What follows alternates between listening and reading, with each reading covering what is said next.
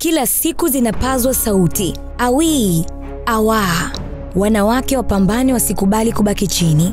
Haimaanishi wao ni wadhaifu, la hasha. Inatambulika talanta kubwa iliyojificha ndani yao, ambapo wakiitoa basi mafanikio yatakuwa kama wimbo pendwa unaorindima masikioni mwa jamii kwenye lolote walifanyalo.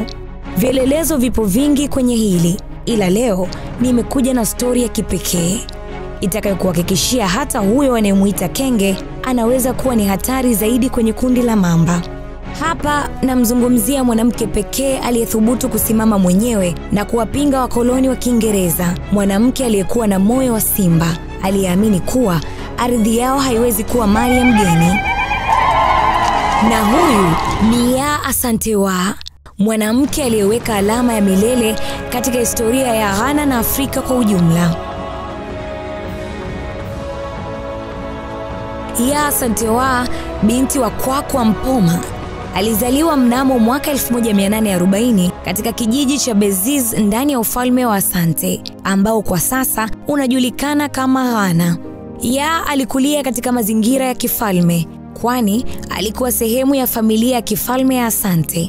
Kama ilivyokuwa desturi kwa wasichana wa kifalme, alipokea mafunzo maalum kuhusu uongozi, utamaduni wa Asante na sanaa ya vita.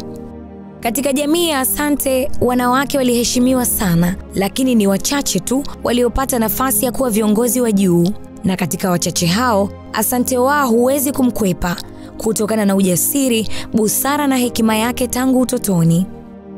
Aliolewa na baadaye kaka yake mkubwa Nana Akwasi, aliyekuwa katika nafasi kubwa katika himaya hiyo, alimteua Asante Waa kama Queen Mother, yaani Malkia Mama. Hii ilikuwa nafasi ya kifahari, kwani alikuwa na jukumu la kulinda kiti kitakatifu cha kifalme cha dhahabu, yaani Golden Stool, pia kumshauri mfalme wa Ashanti.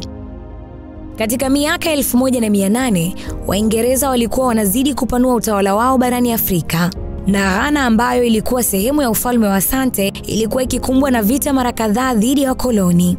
Mwaka 1896, Waingereza walimkamata mfalme Prempe wa kwanza na kumpeleka uhamishoni Seychelles, wakiamini kuwa hilo lingedhoofisha Asante.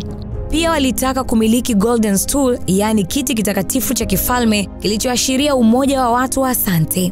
Aisee, hili lilikuwa tusi kubwa kwa Yaa Asante Waa na watu wa Asante kwa ujumla, kwa kuwa Golden Stool haikuwa tu kifaa cha kifalme, bali ilikuwa roho ya taifa lao. Mwaka 1900, Waingereza waliposhinikiza kutoa Golden Stool, Yaa Asante Waa aliitisha mkutano wa wazee wa Asante. Aliwaangalia wanaume walioketi mbele yake, wakionekana kuwa na hofu ya vita. Akasimama na kusema kwa sauti thabiti, "Nikiangalia naona kwamba baadhi ya wanaume mnaogopa kusimama na kupigania uhuru wetu. Lakini kama enzi ya wanaume imepita, basi sisi wanawake tutaongoza mapambano."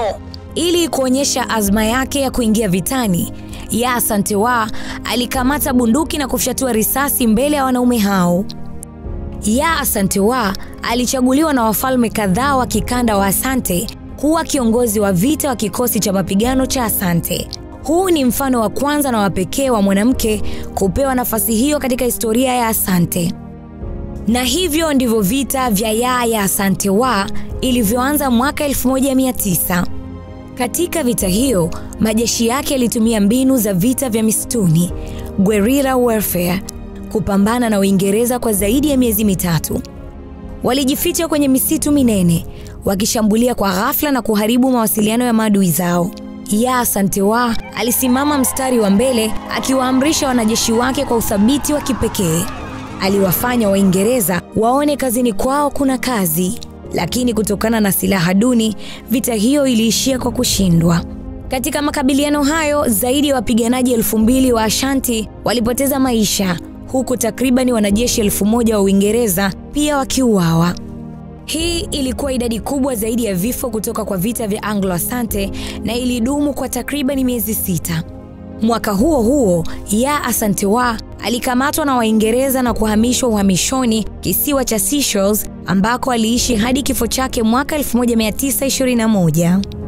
Ingawa alifungwa, lakini moyo wake haukufungwa. Matendo yake hayakufungwa pia. alikuwa tayari ameandika historia iliyowapa nguvu watu wa jamii ya Asante, na miaka michache baadaye Ghana ilikuja kupata uhuru wake mnamo mwaka 1957, ikiwa ni moja ya mataifa ya kwanza ya Afrika kujikomboa kutoka kwa wakoloni. Leo hii jina la Yaya Asante Wa linaheshimiwa sana nchini Ghana. Kuna shule, barabara na hata hospitali zilizopewa jina lake. Na mnamo mwaka 2000 Ghana ilianzisha chuo cha wanawake cha Yaya Asante Wa ili kuwaenzi wanawake mashujaa wa taifa hilo. Tunaposema sauti za wadada, wamama na mabinti ziendelee kupazwa, tunarejea kwenye simulizi ya Yaya Asante Wa, mwanamke aliyepaza sauti yake akibadilisha mtazamo wa watu wa Asante na kuandika historia isiyofutika. Katika safari yetu ya kupambana na ujinga, umasikini na magonjwa, sauti za wanawake zinaweza kuwa mwangaza wa mabadiliko. Zinapopazwa kwa uthabiti, zinaweza kuwa nguvu ya kuleta maendeleo na haki kwa jamii yetu.